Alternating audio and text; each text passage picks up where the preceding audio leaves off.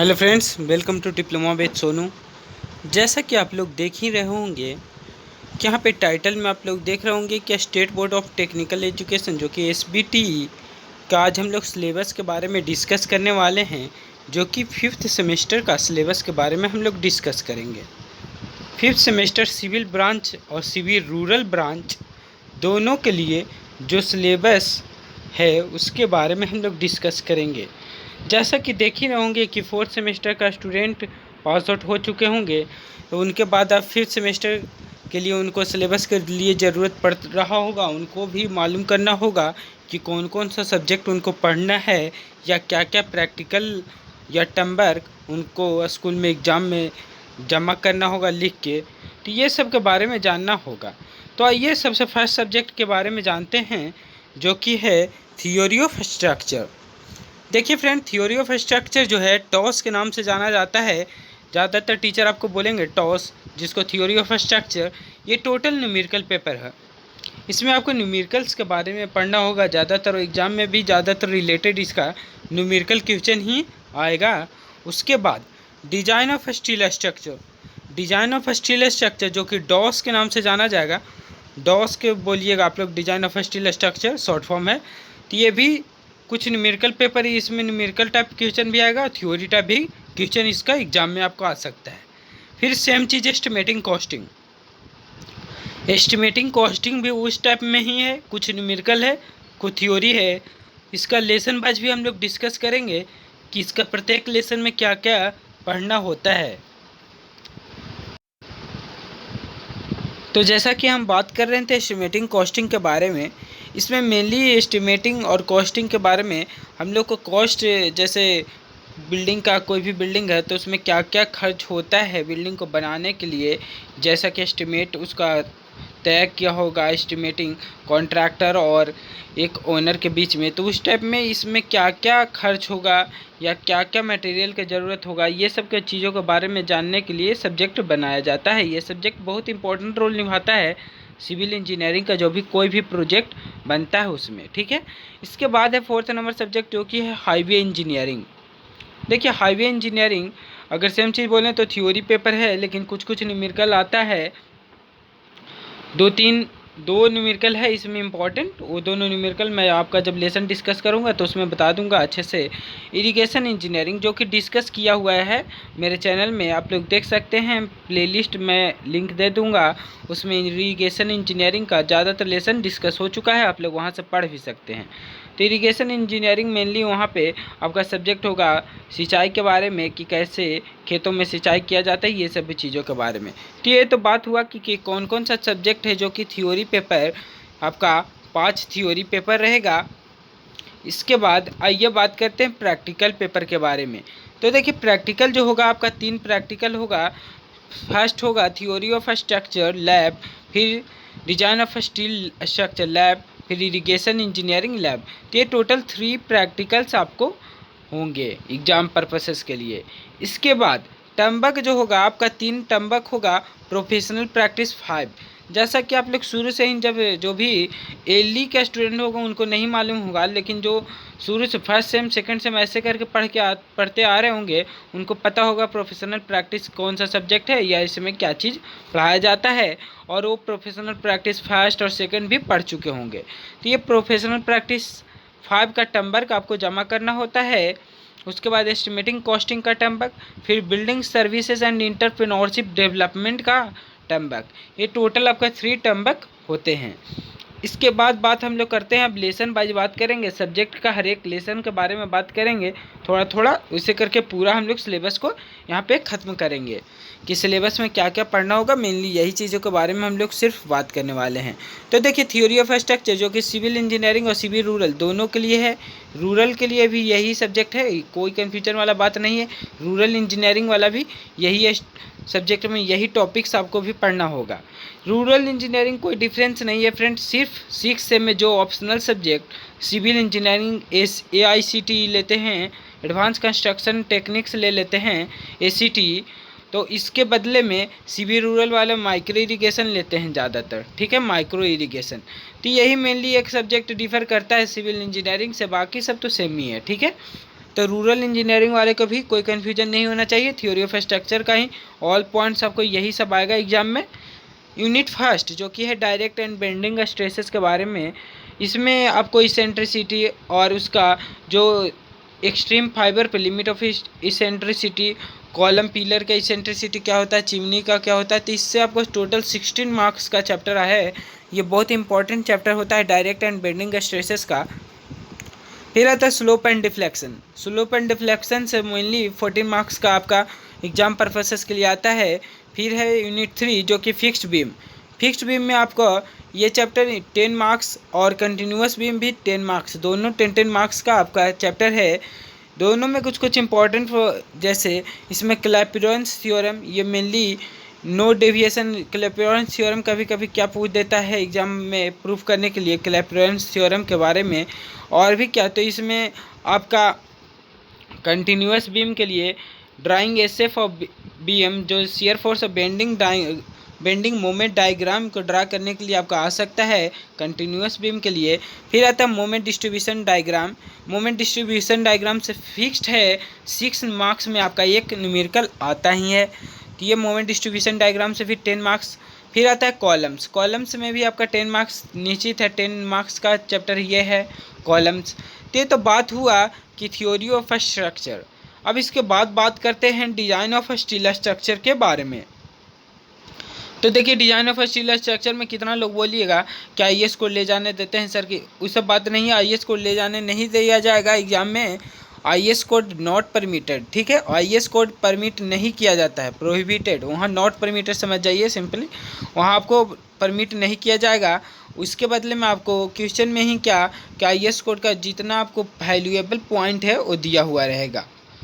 इसमें आपको first chapter जो कि इंट्रोडक्शन है, ये टोटल 8 मार्क्स का चैप्टर होता है। इसमें सेक्शंस के बारे में जानना होता है कि कितने प्रकार का सेक्शंस होते हैं। उसके बाद में ग्रेड ऑफ स्टील के बारे में जानना होता है, स्ट्रेंथ ऑफ स्टील के बारे में जानना होता है, फिर एडवांटेज डिसएडवांटेज ऑफ स्टील के बारे में जानना होता है। फिर टाइप्स ऑफ लोड, जितना प्रकार का लोड लगता है, जैसे सेस्मिक लोड और भी लेव लोड, विंड लोड, ये सब के बारे में जानना होगा। फिर यूनिट 2 है कनेक्शंस। ये कनेक्शन में आपका न्यूमेरिकल आता है, कनेक्शन का न्यूमेरिकल कुछ कुछ रहता है। तो ये कनेक्शन चैप्टर आपका 10 मार्क्स का चैप्टर है। इसमें से आप 6 मार्क्स का एक न्यूमेरिकल फिक्स रहता है, आता ही है लगभग, और में आपका आ सकता है। फिर design of tension member. Design of tension member total 8 marks का चैप्टर है। 8 मार्क्स चैप्टर में ये मेनली कुछ कुछ स्प्लाइसिंग के बारे में आप लोग पढ़ लीजिएगा, या लैग एंगल के बारे में इसका थ्योरी में भी आता है, ठीक है, थ्योरी में भी एक क्वेश्चन इसका आ सकता है। फिर यूनिट 4 में design of compression member. Design of compression member ये टोटल 12 मार्क्स का चैप्टर होता है। इसमें कोई भी न्यूमेरिकल लेसिंग और बैटरिंग पे नहीं पूछा जाता है, ठीक है। फिर आता है यूनिट 5 जो कि स्टील रूफ ट्रस, जो 14 मार्क्स का चैप्टर है। ये जो पिछले 2021 में जो फरवरी में एग्ज़ाम हुआ था, उसमें types of steel roof trusses के बारे में पूछ दिया गया था कि कितना प्रकार का रूफ ट्रसेस होते हैं। तो ये मेनली आप लोग इंपॉर्टेंट पॉइंट के जरिए नोट कीजिएगा। ये अगर आप लोग रूफ ट्रसेस का टाइप अच्छा से पढ़ लेते हैं तो यहाँ से आपको देखिए 14 मार्क्स का चैप्टर है। मेनली अगर 6 मार्क्स तो फिक्स है, कहा कि 6 मार्क्स में आपका ये आता ही है। फिर है बीम्स। इसमें डिफरेंट से स्टील सेक्शंस के बारे में पढ़ना होता है, सिमेट्रिकल सेक्शन और प्लेट गर्डर के बारे में। और प्लेट गर्डर पे कोई भी न्यूमेरिकल नहीं होता है, ये मेनली थ्योरी प्लेट गर्डर के लिए रहता है। फिर यूनिट 7 है जो कि कॉलम बेस, ये 10 मार्क्स का चैप्टर है। और यूनिट 6 जो कि था बीम्स, जो कि 8 मार्क्स का चैप्टर था। देखिए इसके बाद एस्टिमेटिंग कॉस्टिंग। एस्टिमेटिंग कॉस्टिंग में आपका मेनली सबसे first overview of estimating costing जो कि 8 मार्क्स का चैप्टर, ये बहुत बड़ा दिया हुआ रहता है। लेकिन अगर इसमें बात किया जाए क्वेश्चन को क्या क्या आ सकता है, तो डिफरेंस कभी कभी पूछ देता है डिटेल एस्टिमेट और रिवाइज एस्टिमेट के बीच में। इसके बाद प्लिंथ एरिया रेट मेथड या क्यूबिक रेट मेथड, कोई एक एक्सप्लेनेशन आपको पूछ सकता है या उस पर प्रॉब्लम पूछ सकता है जो कि न्यूमेरिकल पूछ सकता है। तो ये भी, इसमें भी अगर बात किया जाए तो 6 मार्क्स का एक न्यूमेरिकल लगभग आता है, या थ्योरी पेपर में आपको पूछ सकता है थ्योरी क्वेश्चन। फिर आता है डिटेल्ड एस्टिमेट। डिटेल्ड एस्टिमेट में यूनिट क्वांटिटी मेथड और टोटल क्वांटिटी मेथड ये इंपॉर्टेंट रहता है, क्योंकि इसमें से आपको इस मेथड पे आपका एक आध न्यूमेरिकल आ सकता है, ठीक है। इसके बाद मोड ऑफ मेजरमेंट जो कि 9 मार्क्स का चैप्टर है, इसमें आपका कुछ पीडब्ल्यूडी के अनुसार जनरल रूल्स के बारे में बताया जाता है और desired accuracy in taking measurement of various items of work and rule deduction, इसके बारे में जैसे इसमें कुछ स्पेसिफिकेशन के बारे में बता देगा या क्या क्या मेजरमेंट किसका कैसे लिया जाता है उसके बारे में। Procedure for preparing detailed estimate, देखिए डिटेल्ड एस्टिमेट के प्रोसीजर क्या है। लॉन्ग वॉल और शॉर्ट वॉल मेथड में आपको लोड बेयरिंग स्ट्रक्चर में लॉन्ग वॉल और शॉर्ट वॉल मेथड में लोड लगता है, तो उसके लिए कैसे हम लोग को टेकिंग क्वांटिटीज मेथड के मदद से उसका हम लोग डिटेल्ड एस्टिमेट को तैयार करते हैं, या प्रोविजनल सम या प्रोविजनल आइटम्स, ये सब के बारे में। तो ये टोटल 20 मार्क्स का चैप्टर है, ये मेनली आपका इम्पॉर्टेंट चैप्टर होता है। अगर ये आप मेनली अच्छा से पढ़ें तो आपका बहुत अच्छा मार्क्स आ सकता है।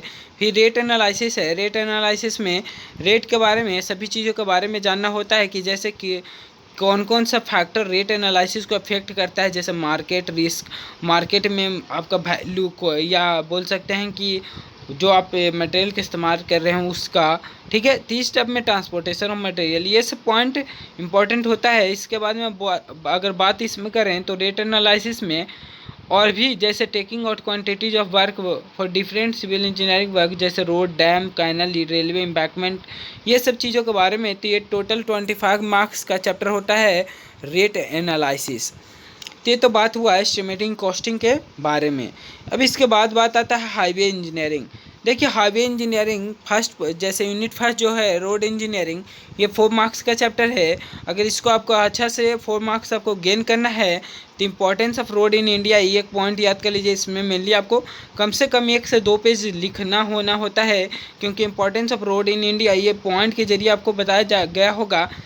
हाईवे इंजीनियरिंग जैसा कि मेरे चैनल पे भी पढ़ाया हुआ है, आप लोग भी जाके देख सकते हैं, डिस्क्रिप्शन में प्लेलिस्ट का लिंक होगा, वहाँ से आप लोग देख सकते हैं, ठीक है। तो हाईवे इंजीनियरिंग में मेनली नागपुर प्लान, ये इंपॉर्टेंट पॉइंट है, नागपुर रोड प्लान, ये 3rd रोड डेवलपमेंट प्लान, तो ये सब पॉइंट या classification of urban road, mainly Nagpur plan आप लोग याद कर लीजिए, या importance of road in India, इससे आपको 4 मार्क्स तो निश्चित है, एक क्वेश्चन पक्का ही आता है इससे। Unit 2 investigation of 4 road project, इसमें आपको detail service of cross drainage CD work के लिए, जो क्रॉस ड्रेनेज वर्क इसमें आपका इंपॉर्टेंट है, क्रॉस ड्रेनेज के बारे में आप लोग पढ़ लीजिए। या अगर आपको और भी जानना है तो अलाइनमेंट ऑफ रोड या factor affecting alignment of road, ये टोटल 4 मार्क्स का चैप्टर है। ये पॉइंट इससे ही सिर्फ आपको 4 मार्क्स उठ सकता है अगर ये क्वेश्चन आया तो, fixing the alignment of road या factor affecting alignment of road. इसके बाद geometric design of highway, 18 marks का टोटल चैप्टर है। इसमें कर्व्स के बारे में जानना इंपॉर्टेंट रहेगा। कर्व्स के बारे में पढ़ लीजिए कि कर्व्स कितना प्रकार का होता है, उसका नेसेसिटी क्या है, उसका टाइप्स क्या है, हॉरिजेंटल वर्टिकल ट्रांजिशन कर्व क्या होता है, ये सब टाइप है।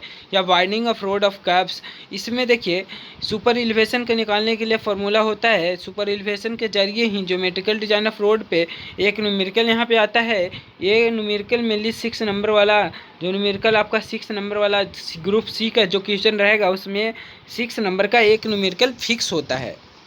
फिर यूनिट 4 में construction of road payment and materials, ये टोटल 18 मार्क्स का चैप्टर है।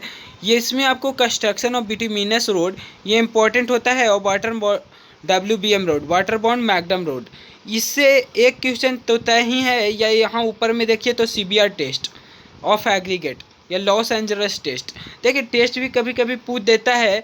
ये जो यहाँ पे टेस्ट दिया है softening point test, test on bitumen, या CBR टेस्ट ऑन एग्रीगेट, ये स्टेप में ये दोनों टेस्ट में से एक टेस्ट यहाँ से आ सकता है, चांसेस रहता है। लेकिन टेस्ट जो था 2021 वाला में टेस्ट नहीं आया था, उसमें आया था WBM और बिटुमिनस का कंस्ट्रक्शन में।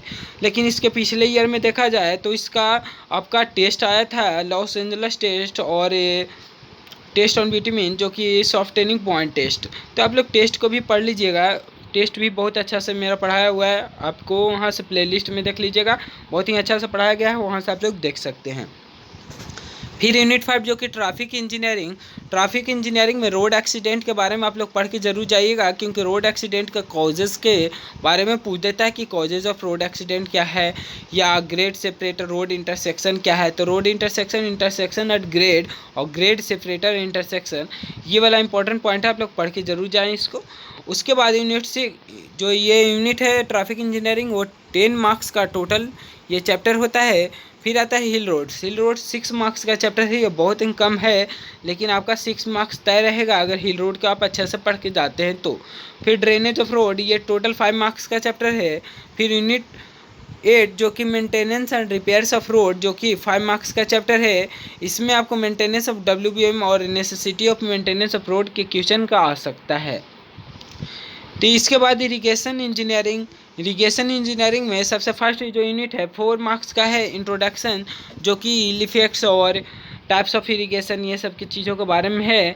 फिर हाइड्रोलॉजी जो कि 6 मार्क्स का चैप्टर है। देखिए फ्रेंड, यहाँ पे मैं एक बात कहना चाहूँगा, जिनका भी सिविल रूरल